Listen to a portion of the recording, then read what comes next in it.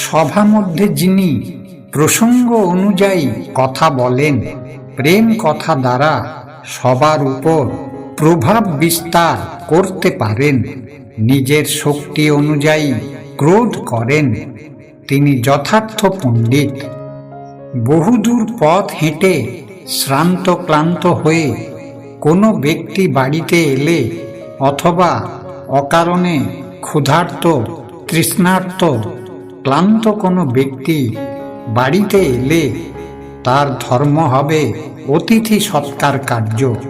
তা না করে যদি কোনো ব্যক্তি নিজেই আহারাদি করে এবং আগত ব্যক্তির কোনো সমাদর না করে, সেই ব্যক্তি চণ্ডাল সদৃশ্য।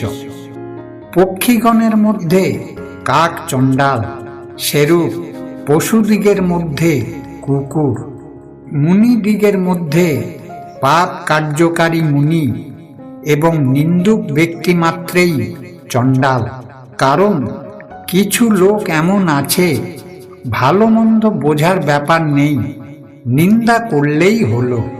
নিন্দুক ব্যক্তি সমাজের অনিষ্ট সাধন করে, তাই তারা চণ্ডাল।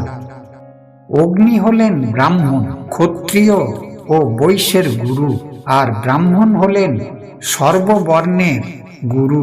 তেমন স্ত্রীর গুরু হন পতি, আর গৃহে আগত অতিথিকে গুরু জ্ঞানে সেবা করতে হয় বলে তিনি সকলের গুরু।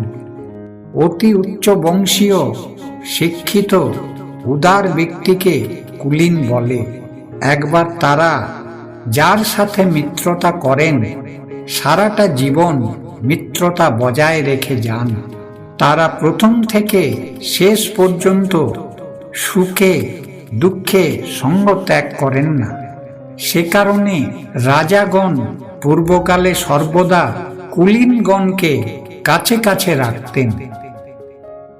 চন্দন বৃক্ষকে ছেদন করলে বৃক্ষ যেমন তার মধুর সৌরভকে ত্যাগ করে না, বৃদ্ধ হলেও হাতি যেমন তার ক্রীড়া কৌতুক ত্যাগ করে না, পেষণ করলেও আখ যেমন তার মিষ্টতা ত্যাগ করে না, সেরূপ দিন দরিদ্র হবার পরেও কুলীন আপন বংশমর্যাদা প্রভৃতি গুণ বর্জন করতে পারে না। যেমন 4 প্রকারে সোনাকে পরীক্ষা করা হয়, তেমন ত্যাগ, শীল, গুণ এবং কর্ম দ্বারা কুলীন পুরুষকে পরীক্ষা করা হয়।